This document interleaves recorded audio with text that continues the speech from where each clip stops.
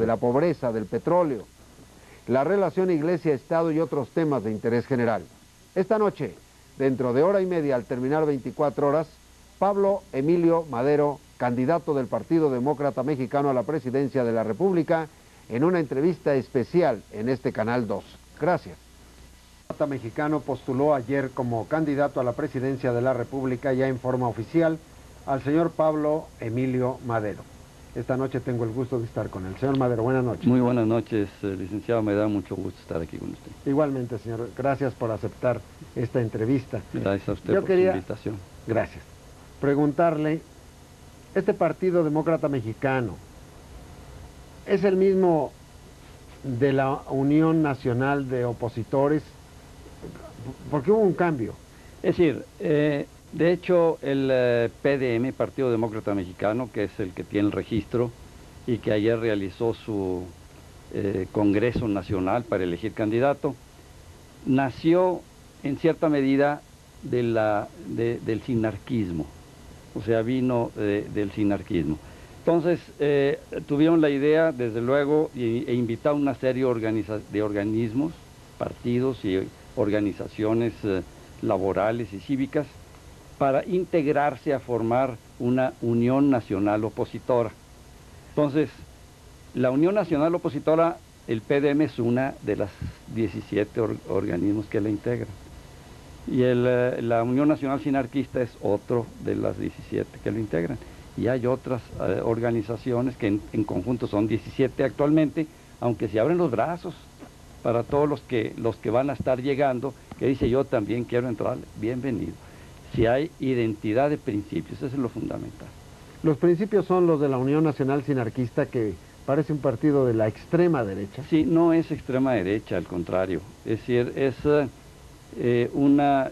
digamos, está basado sus principios, su programa, que es un programa muy rico, en los principios de la doctrina social cristiana, que no es de extrema derecha, al contrario. Es decir, cuando se habla de una tesis humanista que piensa en el hombre, que piensa en la persona, en la dignidad del ciudadano, en la angustia del que no tiene los recursos, no está pensando en extrema derecha, que yo voy a hacer dinero a costa de lo que sea, no, al contrario. Es decir, se trata de buscar una verdadera justicia social y darle el respeto que merece la persona, desde el momento de la concepción hasta el momento de la muerte, incluyendo, digamos, su vida como familia, su educación como niño, su posibilidad de estudiar en la universidad como adulto. O sea, todo esto está contenido en una plataforma electoral, una plataforma política estupenda. Yo precisamente, licenciado, antes de aceptar la postulación por el PDM, que me habían invitado, había habido una serie de, digamos, menciones, me habían invitado, pero antes de aceptar dije, quiero ver el programa que tiene, al menos antes de su discusión y aprobación, quiero ver el anteproyecto. Lo leí y empecé a circular todo aquello que era coincidente con mi manera de pensar. Quiero decirle que circulé todo el anteproyecto. O sea, coincidíamos, dije, no tengo problema porque no hay diferencia de criterio. Para mí fue muy satisfactorio. Pero usted estuvo antes en otros partidos. Así es. Yo estuve en Acción Nacional, nada menos que 52 años y 10 meses, toda una vida. Yo renuncié el 7 de octubre del año pasado. Y precisamente yo renuncié cuando yo consideré que se habían desviado de los principios por los que habíamos luchado tanto tiempo. Y entonces, cuando nos salimos, un grupo de gente, decidimos formar otro partido.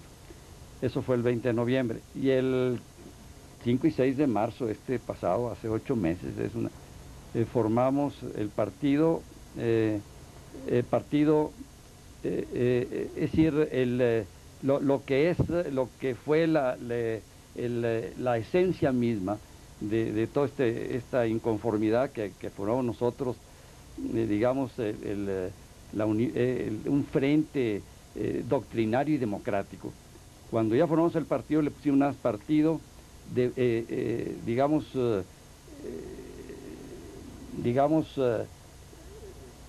que defendía los principios por los que estábamos luchando durante tanto tiempo. Entonces se fundó este partido, el Foro Democrático, le dimos forma, estuvimos trabajando en todo el país. A mí me eligieron presidente por un año. mi periodo terminaba en marzo del año que entra. Y yo pertenecía al foro y sigo perteneciendo al foro, pero yo renuncié como presidente del foro por principio. Yo consideré que al tomar una decisión que no había yo consultado, es decir, era una decisión personal que discutí con mi familia, yo tenía que renunciar para no comprometer a mi partido, el Partido Foro Democrático. El partido había realizado, si me permite usted un poquito de antecedente, había realizado una convención los días 30 y 31 de octubre. Y en esa convención se discutieron 4 alternativas. Una de ellas hablaba de no participar. Tenemos 8 meses, ¿cómo vamos a participar? No tenemos estructura suficiente para poder, digamos, realizar una campaña. Y la otra decía, la alternativa 2, vamos a participar, pero con candidatos propios, aunque no tengamos registro, que nos han negado el registro. ¿Cómo? ¿Cómo es eso? Sí, nos lo negaron el registro, fue un acuerdo del IFE, el Instituto Federal Electoral, respaldado por acuerdo de los partidos que pues no quieren competencia, ¿no? Y entonces dijimos, entre menos haya, pues mejor, ¿no? Y simplemente como el COFIPE decía, el Instituto Federal Electoral podrá convocar a los partidos que quieran el registro, dijimos, pues, como podremos, también podemos, ¿no? Y decidieron no, así de sencillo. Entonces nosotros recurrimos al amparo, el juez nos revotó el amparo, fuimos al colegiado, actualmente está en la Suprema Corte.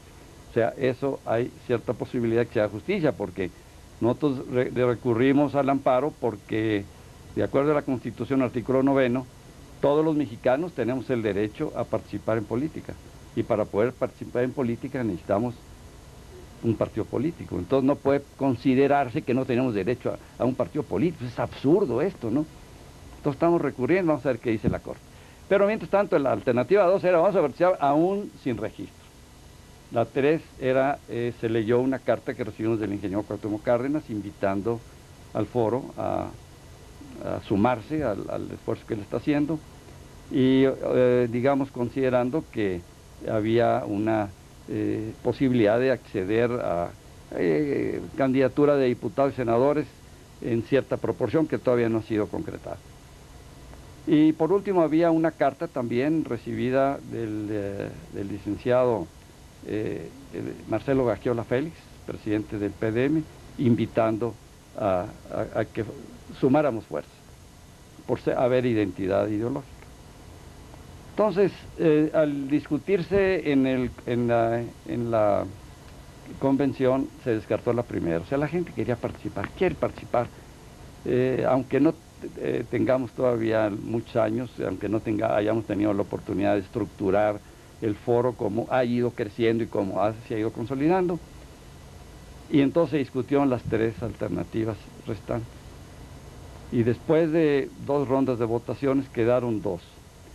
La invitación del ingeniero Cuauhtémoc Cárdenas con el 51,5% de votación y la alternativa de participar aún sin registro con candidatos propios con el 49,5%, 48,5%.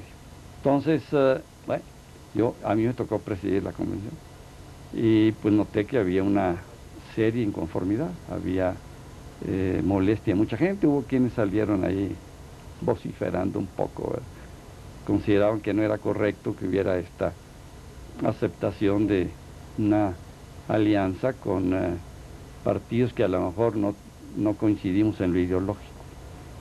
Entonces yo le tomé la palabra y yo le dije ahí a los convencionistas, y ahora al final les dije, bueno, yo quiero decir que yo no voté por esa opción. Lo dije tranquilamente, digo, es la realidad, yo no voy a engañar a nadie, pero no había yo tomado la palabra en público. Yo no quería influir en la opinión de los convencionistas.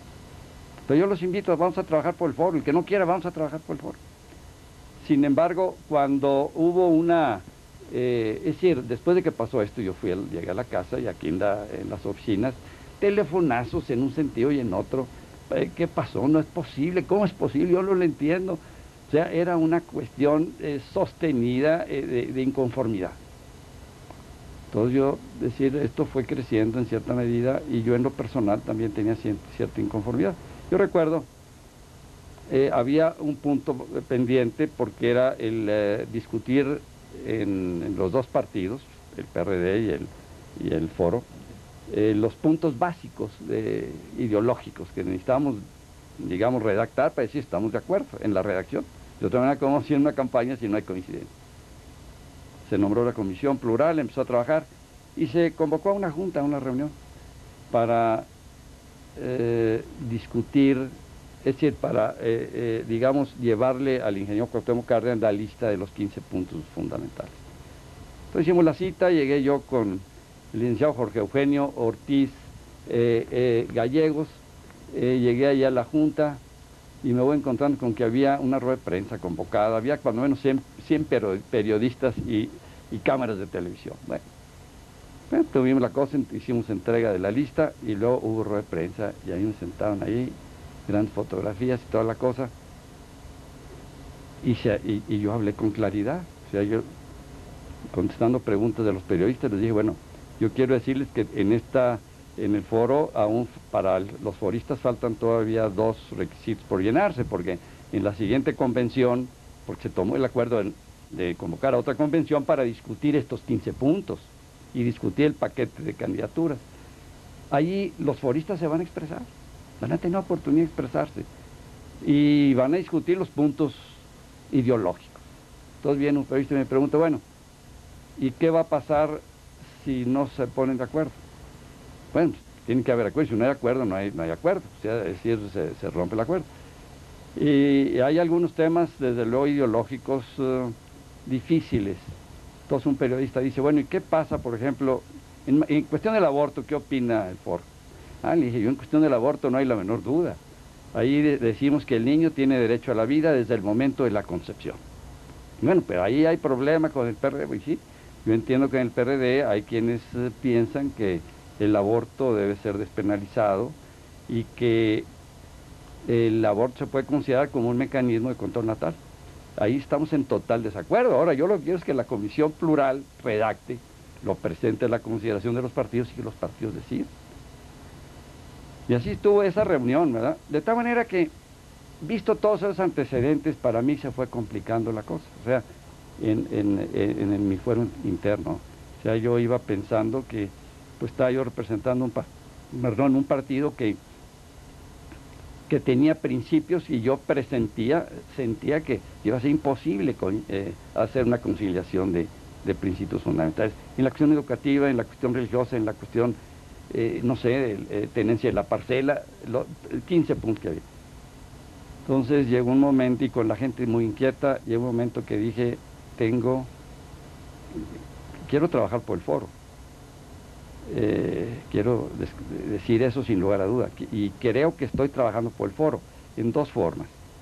Una, yo renuncié para poder aceptar una precandidatura, con el propósito de dejar muy claros cuáles son los principios que estamos defendiendo, que coinciden con los del foro. Los foristas que quieran venirse, que se vengan. Yo no hice gestión por convencer a nadie de los foristas, licenciado. Yo me vine solo con mi esposa y mis hijos, nada más. Tomamos este acuerdo para que no piensen que yo aproveché el poder para poder influir y poder arrastrar gente. No lo hice. Y di el paso, se lo informé al partido que ya renunciaba yo a la presidencia. Esto molestó a mucha gente. Yo ya lo sabía que iba a molestar, yo les pedí una disculpa, pero yo tenía que ser congruente con mi conciencia. Y le digo que yo estoy trabajando por el foro en 2 formas. Una, dando una opción a quien quiera, digamos, votar por algo que es coincidente con su manera de pensar, por una parte, y la otra, construyendo puentes. Yo creo que mañana o pasado va a ser indispensable que todas las organizaciones que coincidimos en lo ideológico tengamos que formar una estructura sólida. Esta nueva figura, el UNO, Unión Nacional Opositora, con el mapa de México que nos identifica, es el principio de esto. Yo creo que vamos a avanzar hacia allá. En este momento son 17, en fin. Estamos pensando que puede haber muchas más que se unan, y esta construcción de puentes para poder entendernos, para poder conocernos, para que haya esa confianza mutua, para poder hablar el mismo idioma. Y creo que este esfuerzo mío va a permitir eso en favor de la unidad que yo creo que es necesaria, porque en el espectro político mexicano veíamos nosotros por un lado el partido oficial y su aliado estratégico, según se dijo, del otro lado estaban los grupos que están un poquito tendientes a la izquierda y había un vacío. Entonces creo que nosotros al lanzarnos a la contienda llenamos ese hueco y damos una opción. Es una respuesta muy larga a una pregunta muy corta que me hizo usted. Señor Madero, ¿es usted pariente de don Francisco I. Madero? Fue hermano de mi papá, o sea, mi papá hermano de Pancho. El tío Pancho era el mayor, Gustavo el segundo, los dos murieron en la escena trágica. Mi papá era el número 7 de una familia muy grande, eran 12 o 13 hijos. Y pues sí, para nosotros, es decir, en casa, yo no lo conocí, yo nací en 21 y el tío murió en 13. Pero para nosotros, pues en casa yo lo conocí de cerca, es decir, por la plática de mis padres, las anécdotas, es decir, simplemente la cuestión familiar. Para mí es un honor haber recibido este apellido, que yo no hice nada por conseguir, Dios me mandó a esta familia, y tengo yo que ser congruente con este apellido que recibí y luchar por lo que él luchó y por lo que él murió.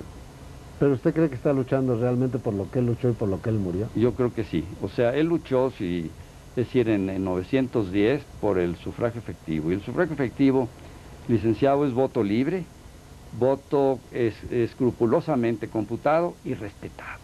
Y yo creo que necesitamos llegar a esto en México. Se ha dicho, hemos avanzado, indiscutiblemente que hemos avanzado, pero no hemos llegado.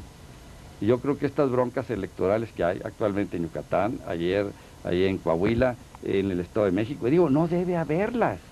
Debe haber una legislación electoral tan transparente que no quede la menor duda. Parte del problema, por ejemplo, en la legislación federal, es que la integración de organismos electorales, hasta nivel casi electoral, pues no están integrados en forma plural. O sea, si se analiza, no están integrados en forma plural. Se dice, se hace un sorteo, se insaculan, sí, pero después la burocracia escoge quiénes son de los insaculados los que van a integrar las directivas de casilla. Y esto le quita credibilidad, le quita la imparcialidad que debe haber en los organismos electorales. Lo mismo en los tribunales electorales. Todo esto creo yo que es un anhelo del pueblo de México. En la revolución de 1910 mi padre también luchó y el esfuerzo se hizo para lograr llegar a la democracia. Claro, cayó Porfirio Díaz, ¿no? Pero después vino un movimiento revolucionario y terminó con que la democracia ha ido avanzando muy lentamente. De 1911 a la fecha, licenciado, ha habido 15 reformas electorales. Y decir, así vamos avanzando. Bueno, pues lo que urge es ya llegar, por el amor de Dios, para que una vez terminado el escrutinio, pues el resultado sea evidente. Ya, esto fue.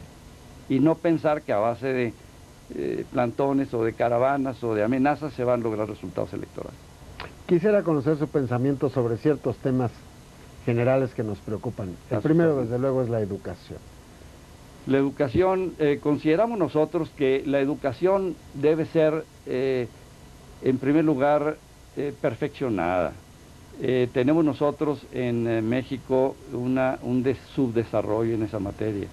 La estadística hablaba hace, no sé, 2 años que en promedio estamos en 4º año, creo que ahorita ya estamos llegando al 5º año. Es insuficiente en un mundo en donde vamos a estar en competencia. Creemos que debe haber un avance definitivo y creemos nosotros que la educación debe haber reformas para reconocer que el derecho a educar a los hijos corresponde a los padres de familia. Ellos tienen derecho a escoger el tipo de educación que se debe dar a sus hijos. Digo, no en cuestión de aritmética o de geografía, sino en cuestión de formación. Ahí creo que sí debe respetarse este derecho. Ahora, en grados medios y superiores debe haber un esfuerzo porque llegue la educación superior, sobre todo la universitaria, digo, la superior, la media y la universitaria, para capacitar a mucha gente, porque vamos a necesitar, lo necesita México, un proceso de formación de técnicos para hacer frente a este reto que tenemos al frente. En enero empieza el Tratado de Libre Comercio y tenemos que hacerle frente, y parte para hacerle frente se requiere de una capacitación de los técnicos mexicanos que sean capaces no únicamente de aprender la técnica de punta que llegue a otro lado, sino de crear la propia técnica, que nuestras gentes son muy capaces y lo han demostrado. Entonces yo considero que hay que hacer un esfuerzo en materia educativa a nivel nacional para llevar la educación a todos los rincones del país y a todas las gentes, que no haya quien se quede sin educación porque no tuvo recursos. Esto es fundamental. Cuando usted dice que los padres tienen el derecho de educar a sus hijos, ¿quiere usted decir que no debe de haber un libro de texto único, sino que el padre puede elegir el libro de texto que quiera? Puede haber texto único en materias que son, como le digo, aritmética, geografía, etcétera, pero si son de formación, si es una, digamos, la formación de los niños, debe haber la participación de los padres de familia, de las uniones de padres de familia, es decir, que haya esta educación complementar. Yo no estoy pensando que el gobierno diga, bueno, pues va a tener, si hay 15 shintoístas, que el gobierno ponga un monje shintoísta que les dé una clase de religión. Es decir, no creo que debe llegarse allá, sino debe permitirse que si hay un grupo de shintoístas o un grupo de católicos, el grupo de padres de familia puede decir, bueno, un día a la semana queremos tener un curso y va a ir alguien, una persona, un padre de familia, a hablarles de eso, a los que coinciden en eso. Si son protestantes hay que respetárselos. Y si hay agnósticos, correcto, que se vayan a jugar fútbol mientras los demás están en un curso de formación. Esto creemos que debe respetarse este derecho. Usted como ingeniero es hombre de números. Hablemos un poco de las finanzas y del Tratado de Libre Comercio. Sí, señor. Desde luego que ha habido un avance en el control de la inflación, por ejemplo. Teníamos 3 dígitos y ahora tenemos 1. Eso es indiscutible. Sin embargo, nosotros, al hablar en plural, estoy hablando yo del programa que se aprobó ayer en el Congreso Nacional, pensamos que el esfuerzo para controlar la inflación, es decir, la carga ha recaído sobre los que menos tienen. Es decir, la congelación de sueldos, salarios, por ejemplo, claro, es un mecanismo para lograr que se abatiera el índice inflacionario, pero recayó sobre los hombros de los que menos tienen, al grado que el salario mínimo de hoy tiene un poder adquisitivo de la tercera parte de lo que tenía hace 12 años. Y esto hay que revertirlo, o sea, tenemos que pensar que debe empezar no solamente un aumento al ritmo de la inflación, sino algo más para empezar a recuperar lo que es el poder de compra del mexicano, sobre todo el que vive de 2 salarios mínimos o de 3, por una parte. El Tratado de Libre Comercio, hay quienes piensan que todo es negro o que todo es brillante. Yo considero que son sombras y son luces. O sea, hay riesgos y hay oportunidades. Y pienso que debe hacerse un esfuerzo muy grande, en primer lugar, para difundir el contenido del tratado. Que los mexicanos lo conozcamos, para conocer los riesgos y conocer las oportunidades, para evitar unos y aprovechar las otras. O sea, tiene que haber un conocimiento muy profundo para poder apreciarlo. Y le digo que hay que conocerlo porque yo como diputado federal insistía desde el año pasado que nos informara, por el amor de Dios, de lo que se estaba discutiendo. Había 139 comisiones trabajando y los diputados estábamos en ayuno, decían, es que corresponde al Senado. Bueno, pero tenemos nosotros que estar enterados. Pues fue una batalla terrible para poder tener un texto de lo que es el Tratado de Libre Comercio. Pero yo considero que al grueso del pueblo de México hay que informárselo, hay que vivirlo, hay que diseñar estrategias para poder hacer frente a esto, que no nada más los grandes consorcios pueden hacerlo. Nosotros, por ejemplo, en el programa de que se aprobó de la plataforma política, consideramos que debe fomentarse en una forma agresiva la creación de pequeñas y medianas industrias, sobre todo en copropiedad, subrayo. Claro, puede haber pequeñas industrias que sea de un solo dueño que ocupe personal, que bueno, la creación de empleos es muy positiva, pero darle prioridad o al menos mucha atención a la posibilidad de de la copropiedad, porque esto permite el enriquecer el resultado de un organismo. Por ejemplo, y tenemos en ese programa un capítulo especial de cooperativas. La cooperativa es una forma superior de propiedad. Los mismos que trabajan son los mismos propietarios. Esto tiene un sentido formidable y creemos que debe impulsarse el cooperativismo. Ha tenido en Colombia, en Venezuela, en Italia, en España, en Canadá, ha tenido un éxito formidable. Debemos tenerlo en México también. Y ha habido en México fracasos y tenemos que corregir la legislación con el propósito de que se corrijan los defectos de la legislación y podamos aprovechar la idea estupenda que representa el cooperativismo. Oyéndolo hablar, recuerdo que ya en las últimas semanas he tenido, como tengo el gusto de hablar con usted, he tenido entrevistas con los otros precandidatos ya oficiales de partidos políticos, que es el momento que yo espero para rogar que me concedan una entrevista como en el caso de usted. Sí, ¿qué opina usted de sus competidores? Yo los respeto a todos, cada quien está luchando por aquello que cree. Yo no creo que la contienda debe darse de críticas y de, digamos, alusiones personales, sino de ideas. Y yo digo, yo lo respeto a todos, vamos a luchar y vamos a pedir el voto del pueblo de México, que el pueblo decida. Yo lo respeto a todos y no quiero insultar a nadie. ¿Qué opina usted de la seguridad pública? Estamos preocupados por la seguridad. La seguridad pública es un problema y tiene que resolverse. Tiene que resolverse porque es uno de los problemas fundamentales del pueblo de México. La inseguridad es terrible. No es privativo de México. Digo, en la calle de Nueva York no se puede transitar después de ciertas horas porque se arriesga a que le bajen la cartera y lo asalten, ¿no? Pero en México es muy delicado y los asaltos y los secuestros han proliferado y hasta los ferrocarriles y los camiones están siendo asaltados. Creo que debe hacerse un esfuerzo muy grande y debe ponerse remedio a fondo. Yo considero que el remedio a fondo es, desde luego, una seguridad, el multiplicar los cuerpos de seguridad que puedan estar atentos a esto y sobre todo ser implacables con aquellos que sean encontrados culpables para que no haya impunidad. La impunidad en cierta medida invita a la comisión del delito. ¿Qué es ser implacable? ¿La pena de muerte? No. Es decir, que no se le pase por alto porque pues es cuate o lo que sea. Es decir, tiene que haber, debe aplicarse la ley con energía. Yo no pienso en la pena de muerte, pero sí pienso en que haya, digamos, castigos ejemplares para desalentar la comisión de los delitos.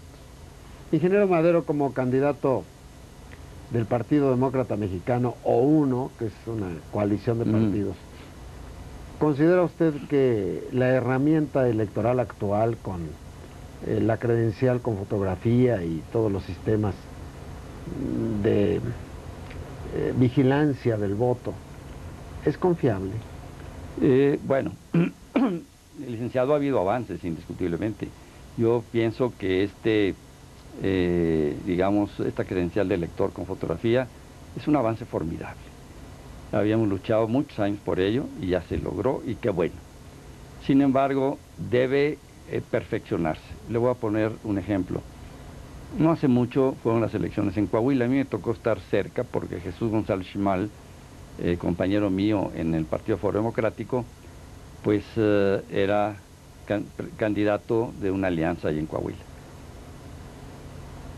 Me tocó presenciar cuando él fue a votar en la casilla, en un rancho cerca de La Parrita, donde tiene él su rancho, ¿no? Ahí votó él y encontró algunas irregularidades, ¿no?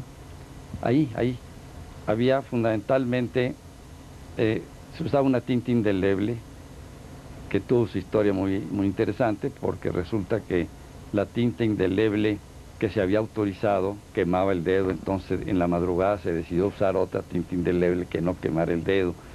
Pero algún periodista abusado se encontró que junto con los frascos de tinta indeleble ahí en la comisión había unos frascos de líquido claro, y con un algodoncito de líquido claro borraba la tinta indeleble y la hacía deleble. O sea, una falla que se detectó. Otra, Se tomó el acuerdo de que, es decir, todo aquel voto que no fuera con una cruz fuera anulado. Y la campaña de Jesús Musashi-Mal había sido con una paloma de aprobación. Entonces todos los votos de paloma fueron anulados. Entonces esto fue desde luego negativo. Pero a lo que voy en relación al padrón electoral es de que el padrón que se utilizó en las casillas el día de la elección no era el que se había dado a los partidos para que lo revisaran. Y a los partidos no les dieron copia de ese padrón que se utilizó el día de la elección. O sea, entonces ahí se piensa mal.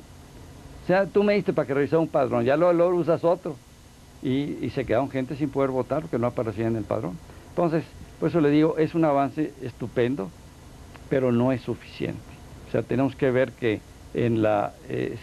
si los partidos tengan acceso, que el padrón que se les da 3 meses antes es el que se va a usar en la casilla, que hay oportunidad de checar, digamos, en forma selectiva casillas para ver la efectividad o la exactitud del padrón y todos tranquilos. Hay una deficiencia en la integración de los organismos electorales. No hay imparcialidad, hay mayoría del partido oficial y su gobierno. Y el partido oficial, es decir, el gobierno y su partido. Creemos que esto debe corregirse, debe haber imparcialidad, porque cuando hay parcialidad, bueno, pues se pierde la confianza al menos de que la decisión sea imparcial, ¿no? Y esto da pie a que haya, como comentamos hace rato, pues en cada elección una bronca electoral. No es posible que esto siga así, porque las broncas electorales van creando resentimientos, y es una acumulación de resentimientos. Y esto es malo en un país. No sabe uno qué va a pasar si estos llegan a un punto crítico. Lo último que necesita México es un proceso de violencia. Necesitamos democracia, llegar a ella, licenciado. Urge llegar a ella. Pero usted, como candidato a la presidencia por el Partido Demócrata Mexicano, si resulta que usted no ganó, ¿aceptará el dictamen? Si las elecciones, es decir, si hubo un proceso tranquilo, que el ciudadano haya podido votar libremente, que el escrutinio haya sido correcto y los representantes del partido, de los partidos den fe, yo me atengo al resultado porque el pueblo es el que debe decidir, no las negociaciones cupulares. El pueblo es el que tiene el derecho a decidir y yo lo respeto y lo respetaré. Bien. Usted estaba en el Partido Acción Nacional desde que estaba el licenciado Gómez Morín, al que conocí muy de lejos. Así es. Yo entré en 39, sí, pero no fui fundador, yo entré a los 3 meses de fundar. Sí. ¿Por qué después de 52 años salió usted del partido?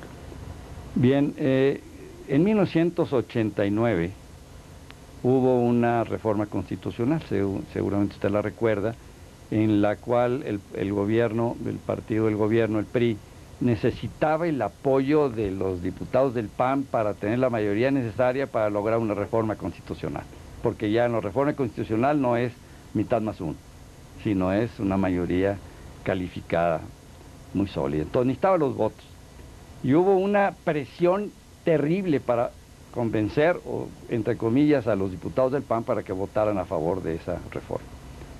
Entonces, en contra de la que se había luchado durante tantos años, se dio ese apoyo y se aprobó una reforma constitucional que incluyó la autocalificación de las elecciones en la Cámara de Diputados y en la Cámara de Senadores, que incluyó la cláusula de gobernabilidad, o sea que sin tener la mayoría de la mitad más uno se le diera tantos diputados como fueran necesarios para tener la mitad más uno de la Cámara, o sea 251, con tal de que hubiera tenido el 35%. Entonces, esto era insuficiente, es decir, indebido para nosotros. Y hubo un tercer factor. Se decía allí que la integración del Tribunal Federal Electoral debería ser con magistrados, todos ellos propuestos por el presidente de la República. Entonces nosotros estuvimos en contra de esto. O sea, que si nosotros, digo, un grupo de gente, dijimos, es imposible que el Partido Acción Nacional esté aprobando algo que da el traste con lo que se ha luchado tanto tiempo. Se había luchado por años y estaba a punto de lograrse, porque el Partido Social necesitaba el voto para poder lograr una reforma. Entonces se le concede esto después viene el COFIPE también, con pues muchos huecos y deficiencias, y formamos nosotros lo que llamamos un foro doctrinario y democrático de Acción Nacional. Luego se nos dijo, quítenle la Acción Nacional, ustedes son foro doctrinario y democrático y no usen el nombre Acción Nacional. Bueno, no usamos el nombre Acción Nacional, durante 3 años estuvimos luchando sin, digamos, tener la Acción Nacional ahí como parte del nombre, y luchando porque se rectificara esto sin lograrlo. Nos encontramos con que al contrario, había una desviación de los principios. Había, por ejemplo, se castigaba al que criticara al jefe nacional y había gente expulsada, gente suspendida por ello. Cuando que en los principios de doctrina del partido, en la parte final del capítulo relativo a democracia, decía, vamos a luchar para que los mexicanos puedan criticar a quien ejerce el poder. Entonces nosotros decimos, pero no únicamente que se pueda criticar, que el mexicano pueda criticar al licenciado Carlos Salinas de Gortari, sino que el panista pueda criticar a su dirigente. Sin embargo, ahí no, o sea, se predicaba en la calle lo que no se practicaba en la casa. Y hubo aplicación del veto en forma indebida y hubo expulsión de gente, digamos, en forma indebida, hubo comités enteros vetados, o sea, se estaba violentando. Y entonces nosotros dijimos, analizamos la situación, bueno, ¿qué podemos hacer? Necesitamos un cambio radical y lo único que se puede lograr, el único camino es con nuevos estatutos. Entonces hicimos un proyecto de estatutos que había 2 cambios fundamentales. Uno, un pequeño artículo decía, nadie podrá ser castigado por criticar a quien ejerce el poder en el partido, para que no fuera, sí que queda claro el derecho de los militantes. Y el segundo, que el presidente nacional, en lugar de ser designado por un consejo integrado por 200 gentes, de las cuales asisten 150, 160, muchos de ellos empleados, lo sea designado por una Asamblea Nacional. Y que los presidentes estatales, en lugar de ser designados por un consejo de 30 o 40, sean designados por una Asamblea Estatal. Entonces, lanzamos nuestro proyecto, lo imprimimos a costillas nuestras, lo distribuimos por todo el país y dijimos lo vamos a discutir en noviembre del año pasado, en la Asamblea Nacional Extraordinaria, que era el único organismo capaz de aceptar o rechazar proyectos de reforma de estatutos. Muy bien. Entonces empezaron a realizarse una serie de foros en todo el país. Lo percibimos, asistí yo a uno de ellos en Saltillo, me di cuenta hacia dónde iba la cosa, o sea, se trataba de echar afuera, quitar algunas cosas y presentar un solo proyecto donde le quitaran lo espinoso, o sea, rasurar los proyectos. Pero esto iba en contra de la letra, del texto expreso de los estatutos. Entonces, en la Junta de Consejo Nacional, celebrada el 26 de septiembre del año pasado, me tocó presentar un punto de acuerdo. Parece un absurdo, licenciado, pero el punto de acuerdo era pedirle al Consejo Nacional, que le indicara al CEN que tenía la obligación de presentar a la Asamblea Nacional Extraordinaria todos los textos completos, no rasurados, todos completos. Pues sabe que derrotaron la propuesta, o sea, se aprobó que se violara el estatuto. Entonces, salimos de ahí y ya nos regresamos. Nos dimos cuenta que era el último esfuerzo, habíamos hecho un esfuerzo hasta el final, pero yo en lo personal sentía, licenciado, que yo había luchado mucho tiempo, bueno, usted mencionó ya los 52 años, 10 meses, y seguramente en el curso de estos años había yo convencido a alguna gente a entrar al PAN. Y yo dije, si yo sigo aquí, o me voy a mi casa y hago mutis, voy a engañar a mucha gente, porque van a creer que todo está bien y yo sé que no todo está bien, que hay muchas cosas malas. Entonces yo dije, no tengo más remedio, a pesar de que fue un paso muy difícil, tomar esta decisión, y la tomé y estoy tranquilo con mi conciencia de lo que hice. Volvamos a los temas generales. Sí, señor. Ingeniero Madero, como candidato a la presidencia del Partido Demócrata Mexicano, en materia de salud, ¿qué es lo que usted piensa que haría? Caray, tenemos que ver que la salud, el servicio, se ha hecho mucho, es decir, se ven las estadísticas de las clínicas que se han abierto. Tenemos que ver que llegue a todos los rincones del país. O sea, hay mucha gente que no tiene lo esencial en materia de salud y tenemos que ver que lo haya. Yo pienso que hay mucho que hacer en este terreno. Creo que hay un esfuerzo que debe realizarse por llegar a todos lados. Tiene que humanizarse digamos, el aspecto salud. Tiene que, no sé, darle oportunidad a todos los mexicanos. Hay muchos desamparados. El que no tiene empleo está en la calle a ese respecto, ¿no? Y entonces tenemos que ver que haya mecanismos de apoyo para todos ellos en todos lados. Ahora, quizá por deformación personal, le voy a hacer una confesión aquí entre usted y yo. En mi casa, y esto fue el tío Francisco Madero, trajo de Francia el concepto de la medicina homeopática. Mi padre y en mi casa mis padres la utilizaban mucho. Y yo considero que es algo que es formidable, porque se puede utilizar sin efectos laterales. Y yo pienso, ha habido resistencia a su aplicación en el ambiente, digamos, oficial. Caray, claro que los laboratorios dejarían de ganar mucho dinero, ¿no? Pero esto creo que debe ser intrascendente pensando en la salud del pueblo. Y la medicina homeopática debe dársele una oportunidad. Le voy a platicar una anécdota. En Inglaterra había la polémica. Pues había los que decían, no, la medicina homeopática son puros cuentos chinos, pues ¿cómo? Y entonces decían, los homeópatas se defendían los homeópatas, hasta que tomaron el acuerdo, la reina tomó el acuerdo, la anterior, dijo que en un hospital se partió en dos, dijo, todos los que lleguen van aleatoriamente, uno va para acá y otro va para allá, otro va para acá, y aquí se les trataba con homeopatía y acá con alopatía. Terminado, creo que fue 1 año y medio de prueba, en el Palacio de Buckingham hay un médico homeópata al servicio de la realeza inglesa. O sea, se dieron cuenta que claro que funciona, sin lugar a dudas. Alguien dice, necesitas fe en ellos, ¿no? El niñito recién nacido no tiene manera de pensar en la homeopatía, sin embargo se cure la diarrea rápidamente, ¿no? Entonces, creo que es un mecanismo adicional que puede utilizarse de bajo costo y de gran eficacia para el pueblo de México. A mí me platicaba mi papá que el tío Francisco, cuando andaba ahí en San Pedro de las Colonias, en sus ranchos ahí, iba con su maletín, con medicina homeopática, recetando a sus peones y a sus esposas en sus casas. Sí, interesante.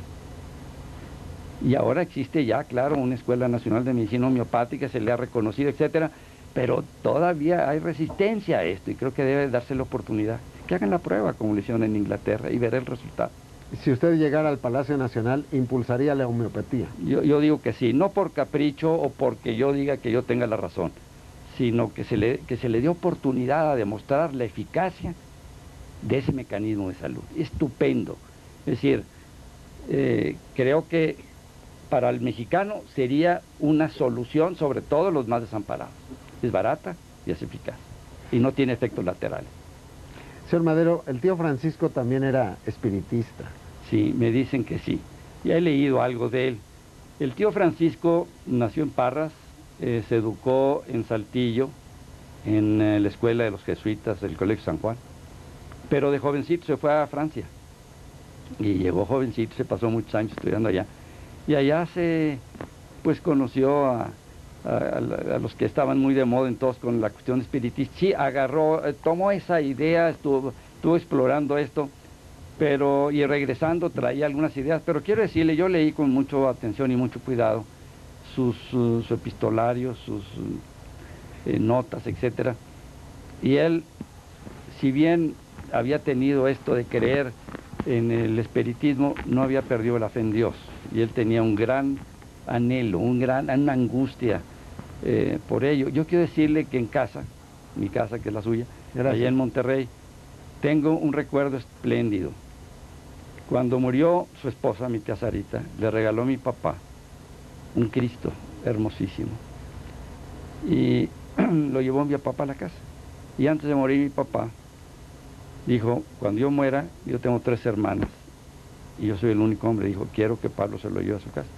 Entonces, cuando murió mi papá me dio el Cristo, entonces era de la capilla de mi tío Francisco, ahí donde estaba, claro, quizá él no era muy devoto, ¿no? Yo no lo digo, pero era la capilla que había en su casa con su esposa allí al frente de la atención a esta capilla. Yo conocí a su padre. A Emilio Madero. Sí, tuve el gusto de disfrutar su compañía, era muy simpático su papá. Qué amable usted. Era el hermano menor de don Francisco y Madero. Era el número 7, sí, de una 7. familia muy grande. Y Sí. viajamos en la inauguración del ferrocarril Chihuahua al Pacífico. Ah, ¿qué le parece? Me parece muy bien, lo Sí. recuerdo con mucho. Pero volvamos a nuestros temas. El campo y la pobreza, ingeniero Madero. El campo está en crisis indiscutiblemente. En el campo hay no solamente pobreza, sino en algunos lugares hasta miseria. Y creo que debe dársele una atención especial. En este momento hubo un avance en materia del 27 constitucional. Hay la posibilidad de que no es la posibilidad de que el ejidatario llegue a la propiedad, que sea dueño de su parcela, pero la misma pobreza que hay en el campo, en cierta medida hay la tentación a vender la tierra, y esto puede crear un problema a largo plazo. Es decir, puede haber concentración de la pobreza, de la tierra en manos de unos cuantos, y creo que se está dando ya este problema.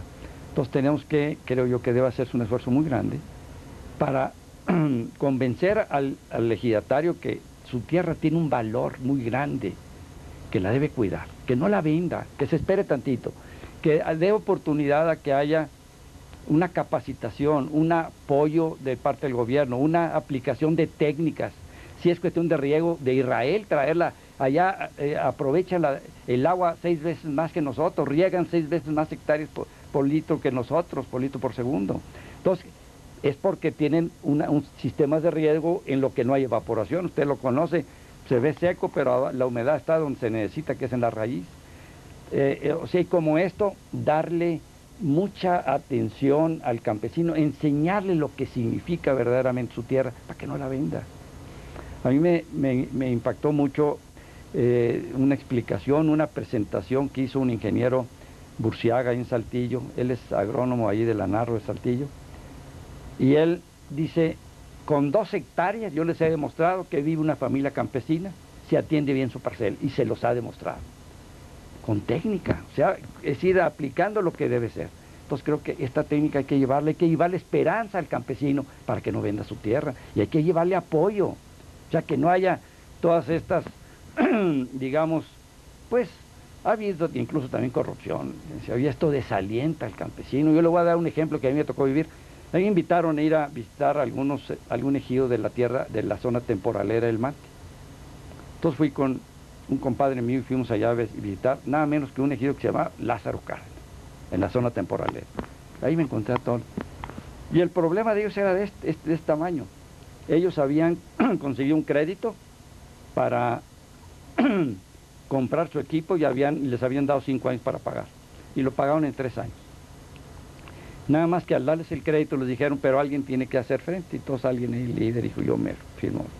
Entonces cuando terminó la cosa, le dijeron: muy bien, nada más que todo este equipo pertenece al de la firma. Es oye, no, pero acá no hay problema, hombre. Vamos a hacer un mecanismo, y les propusieron este mecanismo.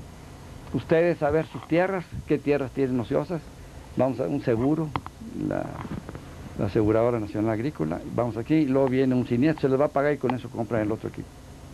O sea, le estaban prometiendo que iba a haber una chicana, pero ellos se iban a beneficiar de ella, y ellos decían: bueno, pero nosotros vamos a ser cómplices de una cosa indebida, y además no nos parece. O sea, esto que yo visité en un pequeño ejido, multiplíquelo usted, cuánto no habrá, y habrá desalentado a los campesinos. Entonces tenemos que ver que se les dé tecnología, que vaya el extensionista agrícola, que es muy capaz y que les puede dar técnica, que haya el financiamiento sin intermediarios, que haya el apoyo honesto y que no haya corrupción.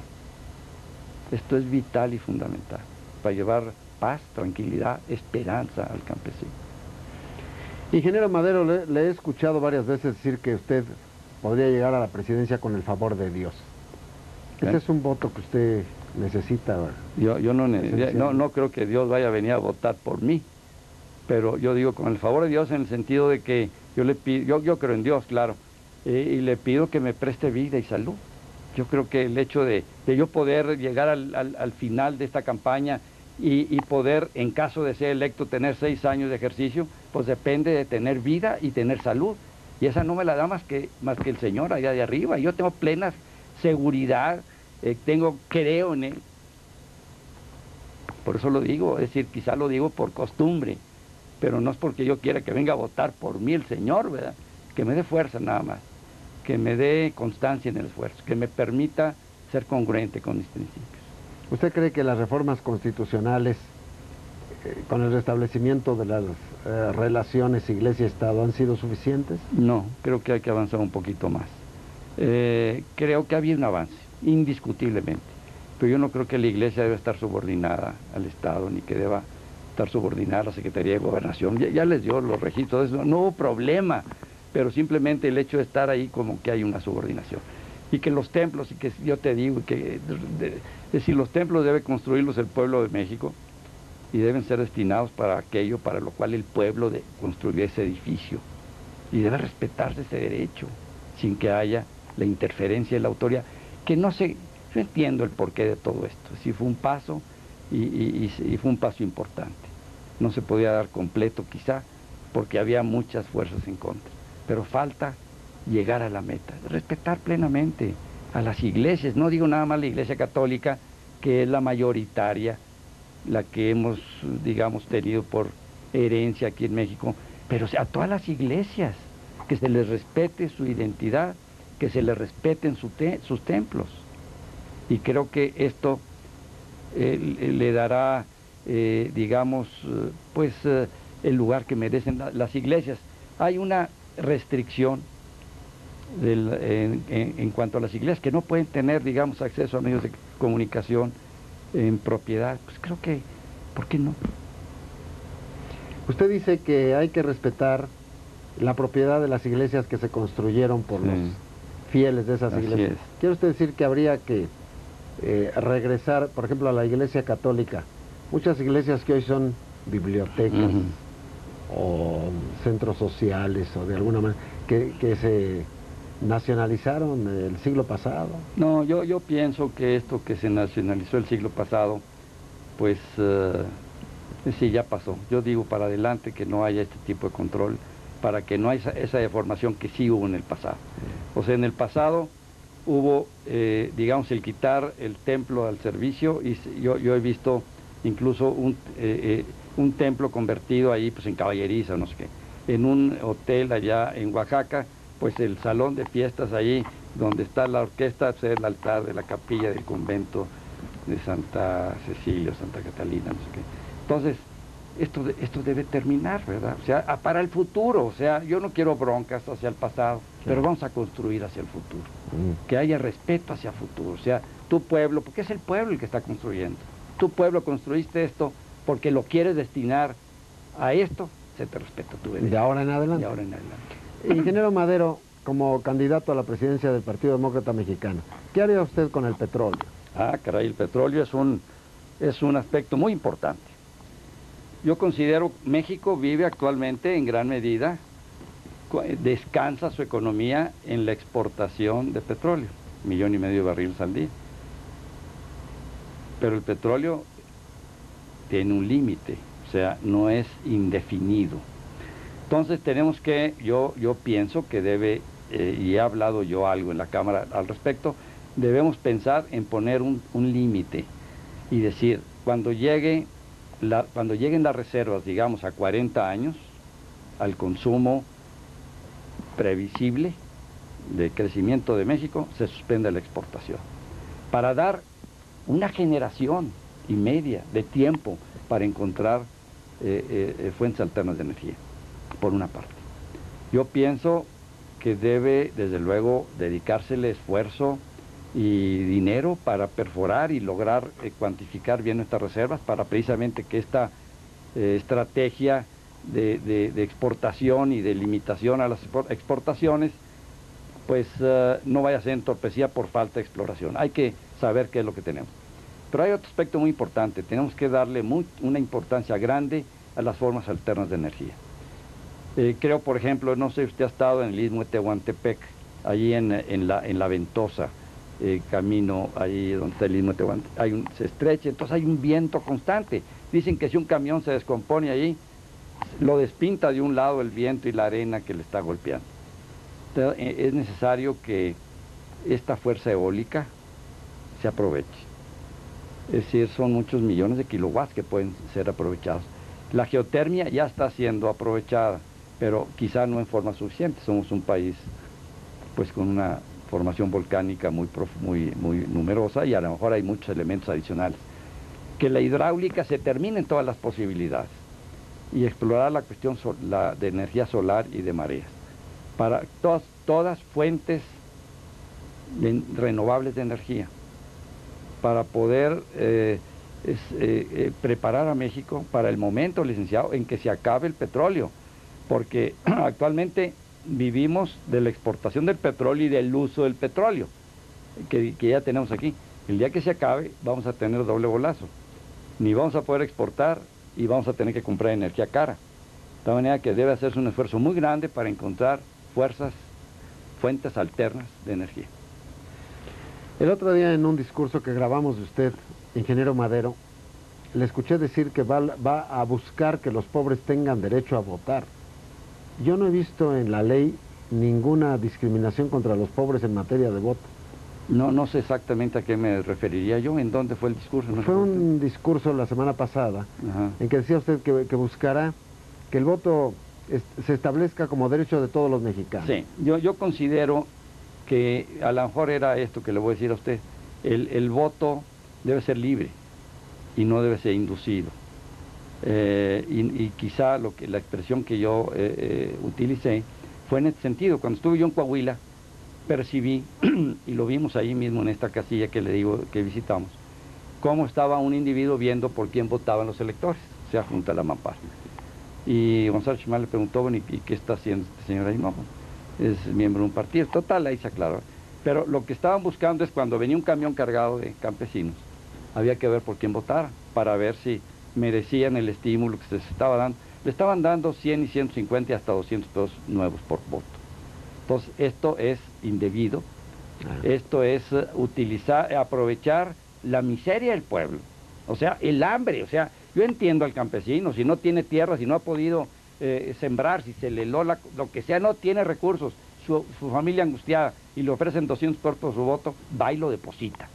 Entonces, esto es a lo que me refiero, y yo creo que esto es indebido. Entonces, ojalá lleguemos al punto en el que no haya la angustia económica para que el mexicano no tenga que vender su voto, sino lo piense, que todos los problemas de este país, el que sea, inflación, corrupción, desempleo, inseguridad, tienen raíz política, y que el campesino y el empresario y el ingeniero y el maestro, entendamos todos que de la solución del problema político llegado al final depende empezar a resolver todos los demás problemas. De ahí la importancia de llegar a la democracia. De ahí la insistencia de llegar a la democracia, no nomás de avanzar hacia ella, para que exista esta confianza y poder empezar a resolver todos los problemas que actualmente están siendo, pues, es decir, existen, ya están, y pues por alguna razón no se resuelven parcialmente, y esto que le platico de Coahuila, yo lo viví de cerca. Ingeniero, ¿usted participaría en un debate con los demás candidatos? Sin lugar a duda, yo pienso que el debate debe ser de todos. O sea, yo considero que si hay, digamos, este sí y aquel no, es indebido. Yo creo que conviene que haya una cosa generalizada, todos ellos encantados de participar. Creo que sería muy interesante para el pueblo de México. Creo que sería un avance en el proceso democrático que estamos viviendo y que estamos anhelando ser testigos de llegar ya a la meta. Pero sí que todos participemos en igualdad de circunstancias. Ingeniero Madero, ¿quiere usted agregar algo? Pues en primer lugar agradecer su amabilidad de invitarme, y en segundo lugar invitar al pueblo de México a rescatar la fe en México, rescatar la certeza de que su voto es un arma muy importante, y que si logramos cambiar la cultura de abstención que actualmente hay, un 70% de abstención es la norma, por un 70% de participación o más, podremos lograr el cambio en este país. Si cuando Pinochet invitó al referéndum allá en Chile, del sí o no, hubiera ido el 25% de los chilenos a votar, pues ahí estaría Pinochet todavía en Chile. pero fueron el 92% de los chilenos y Pinochet tuvo que dejar el poder. Entonces, el poder del voto, tenemos que llevarle al pueblo la certeza de que él puede, pero su voto vale, pero depende de él, utilizarlo como un instrumento para lograr el cambio que hace falta en México. Me da mucho gusto escucharlo. Me da gusto. Quisiera nada más que me aclare usted una cosa. Sí, aquí, en este lugar donde he tenido el gusto de platicar con usted, hay este anuncio que dice Unión Nacional Opositora 1 y PDM. Sí, señor. Madero. Es el retrato de usted. ¿Usted cómo va a participar en las elecciones? ¿Por 1 o por PDM? Bueno, el PDM es el partido político que tiene registro ante la Comisión, ante el Instituto Federal Electoral. Es el registro como partido político para que aparezca en la cédula, en el voto, y el ciudadano puede expresar su voluntad. El 1 es el organismo que estamos creando, que se ha creado con 17 organizaciones, más las que lleguen después. Decimos, coincidimos en lo esencial que es la ideología, vamos a unir fuerzas alrededor del mapa de México. Ahí estamos, ese es el emblema nuestro. Queremos pensar en México, queremos unir fuerzas por México, queremos lograr el cambio que hace falta en este país para lograr, digamos, todos los objetivos que hemos propuesto y que están en la plataforma política. Y este es el emblema electoral que estamos proponiendo, pero el PDM, desde luego, es el titular del registro como partido, y todos los demás instituciones, organismos o partidos que lleguen, estatales, que hay algunos, etcétera, quienes lleguen no pierden su identidad. Es el compromiso que hemos adquirido todos, que el que llegue, yo como forista no pierdo mi identidad como forista. Estamos pensando que quizá mañana pasado, pasadas las elecciones, podamos reunirnos y decir, bueno, ya tuvimos esta experiencia, vamos a analizar la posibilidad de formar un solo organismo y entonces sí le cambiaremos de nombre. Pero usted legalmente es el candidato del PDM. Así es, como desde el punto de vista electoral, pero estamos con el 1 va a ser el emblema electoral del PDM. Ya en su convención, en su Congreso Nacional celebrado ayer, hubo una discusión estupenda, muy democrática, todo el mundo pudo hablar, y se trataba de cambiar el emblema. Y el gallito pues ha sido un emblema del PDM. ¿Por qué? Pues está en la tradición sinarquista que fue la fuente de donde nació el PDM. Entonces se resistían a que el gallito desapareciera. Entonces después la mayoría votó a favor de utilizar este emblema, que no tiene ya el gallito, tiene el mapa de México, que nos une a todos, en lugar del gallito que une a una parte. Pero yo les dije a los sinarquistas ahí presentes en el mensaje, yo no me imagino esta campaña en ningún meeting en donde no esté una bandera del gallito, porque el gallito sigue vivo, hay que seguir adelante. Señor Pablo Emilio Madero, muchas gracias por permitirme esta entrevista. Al contrario, muchas gracias a usted, licenciado, le agradezco su hospitalidad y desde luego a su auditorio su atención. Muchas gracias. Muchas gracias. Es el candidato del Partido Demócrata Mexicano o Unión Nacional Opositora 1. Muchas gracias. Buenas noches. Buenas noches. Buenas noches, licenciado, y muy agradecido. A usted.